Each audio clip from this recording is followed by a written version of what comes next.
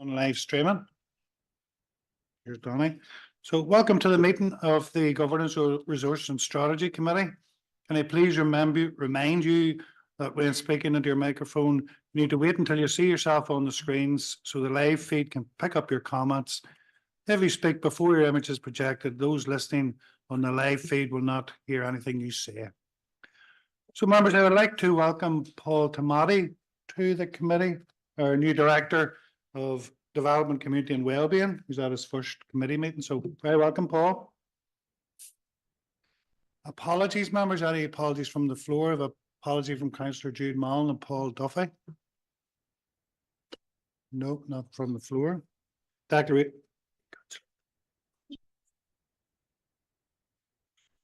Sorry.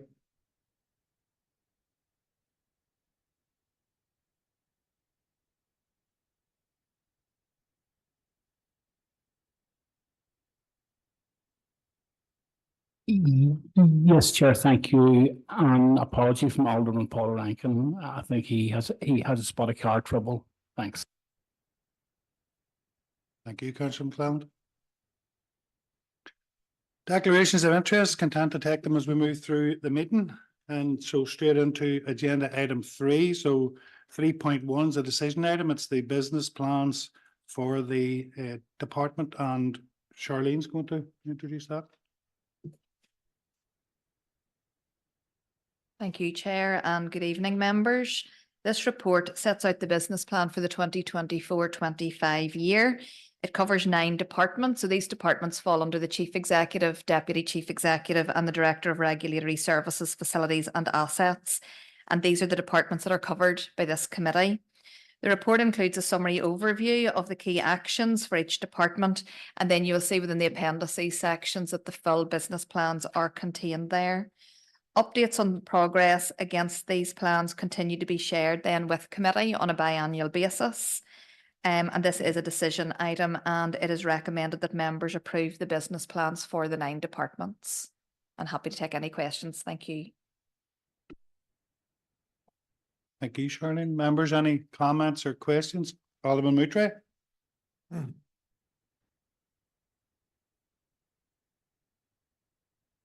Thank you, Chair. Just one question, and it's a generalised one around FIP 07 in relation to cybersecurity.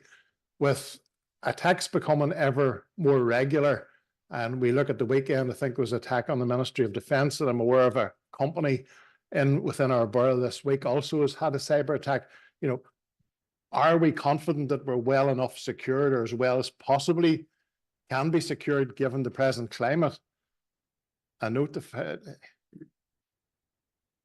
okay. Thank you, Alderman Moutray. Just working out who's the best to answer. Colin.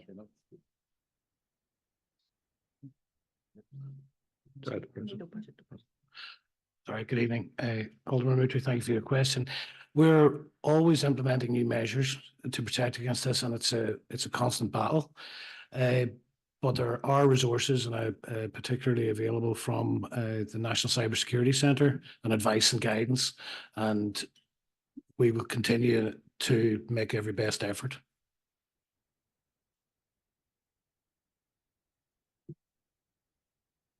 Thank you, Colin.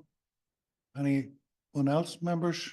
I'll need a proposer and a seconder to approve the business plans. Proposed by Councillor Hare, second by Councillor McClelland. All agreed, members? Thank you very much. So on to agenda item 4 on 4.1 is a decision item. It's a consultation documents from external organisations. And I'll bring Elaine in.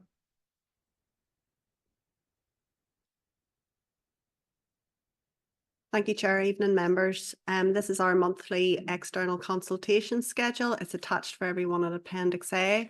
There's recommendations there, members, and I'm happy to take any questions on that. Thank you.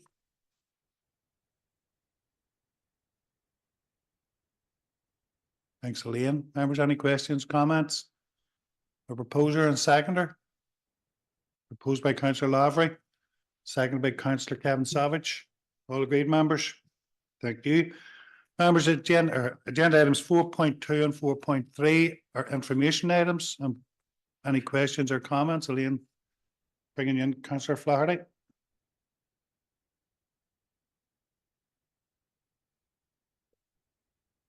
Thank you very much, Chair. I just, if you don't mind, want to just make a brief remark to Elaine on item 4.3.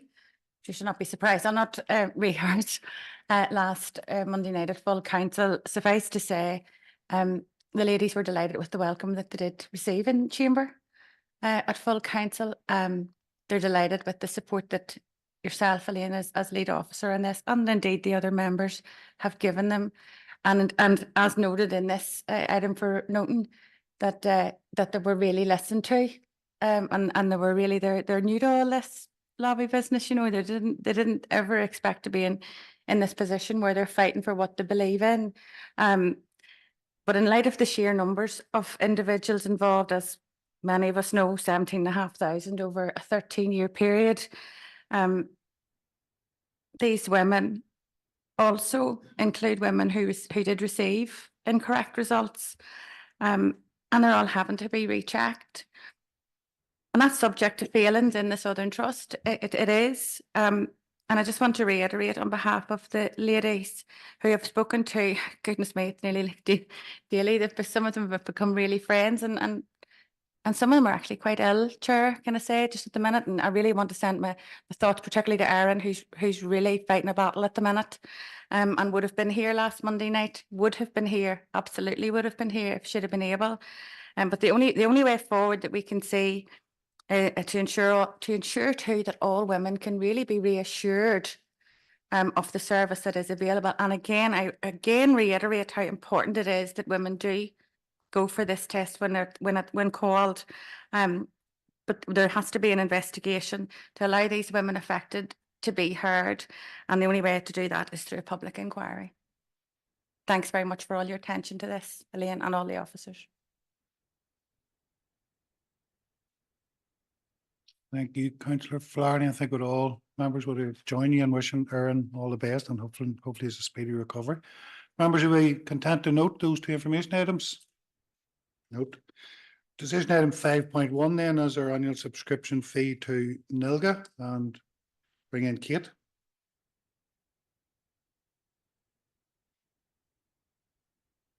Thank you, Chair. Good evening, members. This is an item 4 decision. Members will be aware that we're members of NILGA who undertake work on behalf of the sector. This report is simply seeking authority to pay our subscription to NILGA for approximately 59,000 for this year. Thank you, members.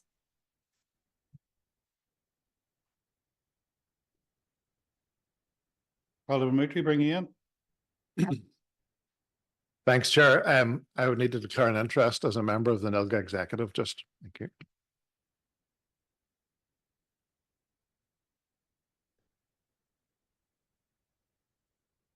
Same again, conflict of interest there, Chair. Thank you.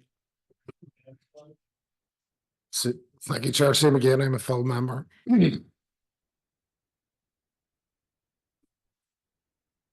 Yes, sure, indeed. Same again, member. Thank you, members. So, excluding the conflict of interest, members, could we have a proposer and a seconder then for item 5.1, proposed by councillor Sarah Duffy, seconded by councillor Flaherty? Thank you very much. All agreed, members? Yep. Thank you very much. And we've one item of correspondence in relation to the hybrid meetings from the department. So I'll pass over to Kate again in respect of that. Thank you, Chair. Members will recall that back in March, DFC asked councillors to provide comments on the draft regulations for remote meetings, and the council issued comments on the draft regulations to DFC on the 10th of April. DFC has now issued a final set of draft regulations, and they've again asked for our comments. They've asked for comments by the 17th of May. I did ask for an extension, but I've not received a response from them. So due to the tight deadline, I propose to carry out a final review of the draft regulations and to submit a response to the department by the deadline, which will be submitted subject to council approval. I then propose that the response that I've drafted be presented to GRS committee next month. So I'm seeking members' approval to be able to take that action. Thank you, Chair.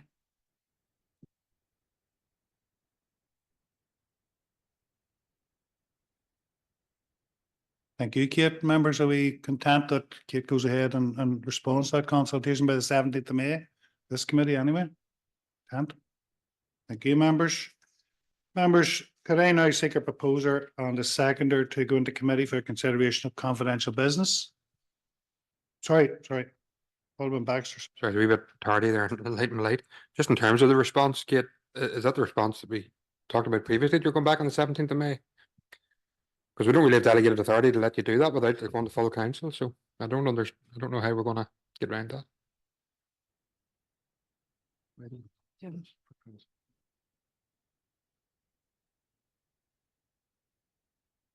Yes, okay, thanks, councillor. So the previous response went back with our comment about regulation 2.5, which had said you have to hold remote meetings, and there was a tension with regulation 2.6, which said it's actually up to council. So we responded back in April with that. They took our comments on board and they've actually proposed to remove that regulation. So they've issued these draft regulations again. They haven't given us enough time to be able to take it to full council for approval. I have written to them on those terms because they did this the last time.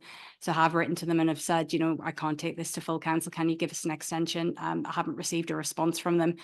I wouldn't propose, I have reviewed the draft regulations. I wouldn't propose to make any comments on them. They've taken on board our, you know, our comments and nothing else has changed. But I'm unable to kind of take any other action than what I proposed or not provide a response or provide a late response. So I'm in the hands of members. Thank you.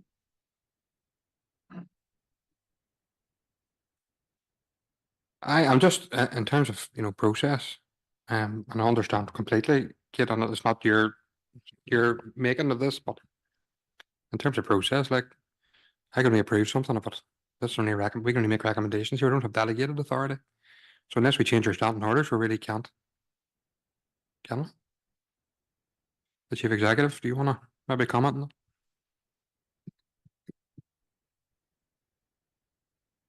Thank you, Chairman. Alderman Baxter, he's absolutely right. I suppose what we're probably suggesting is that Kate goes on ahead and responds as she's indicated, and that can then get retrospectively approved at council meeting at the end of the month. Or the alternative is that there's no response, goes back at all, just because of the timeline. It would obviously have been preferable if we had got an extension to the timeline. It's the normal sort of protocol that we would ask for and get from them. So I think Kate's just trying to cover off that eventuality. I suppose as Kate has outlined, the response is going to be fairly limited in nature, but I'll bring it back in, Alderman Baxter. Yeah, look, I'm happy enough that I've never liked retrospective approvals. I think it makes a mockery of the whole system of council, but it's not, and I do realise it's not our fault. This is coming from the department. So, you know, in your response maybe to them, you could tell them that really we've had to forego our normal standing orders to put delays to happen. So that's not really ideal. Thank you. Thank you, Alderman Baxter.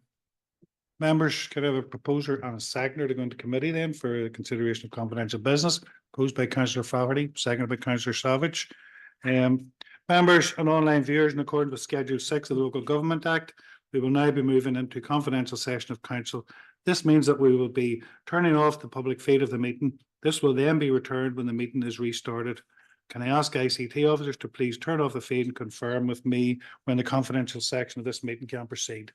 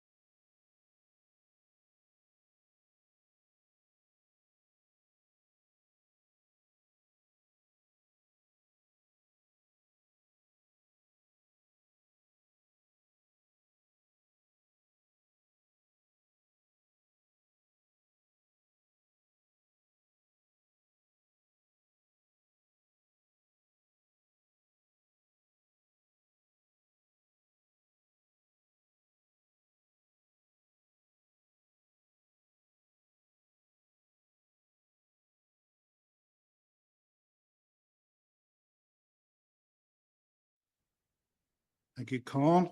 Could I seek a proposer and a seconder to agree the recommendations made in committee? Proposed by Alderman Moultrie, seconded by Councillor McClelland.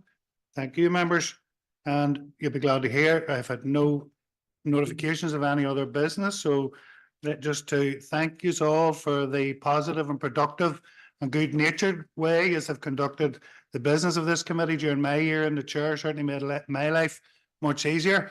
Thank officers and for all their help with the committee, to the vice chair, and particularly to Patricia, who makes it all happen. So thank you very much, members. Councillor Lavery.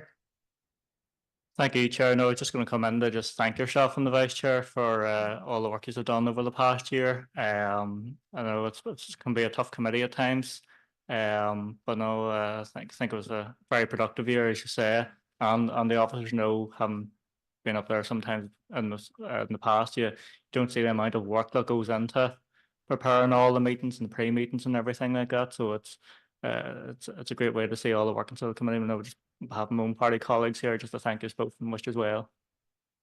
Thank you, Councillor Lavery.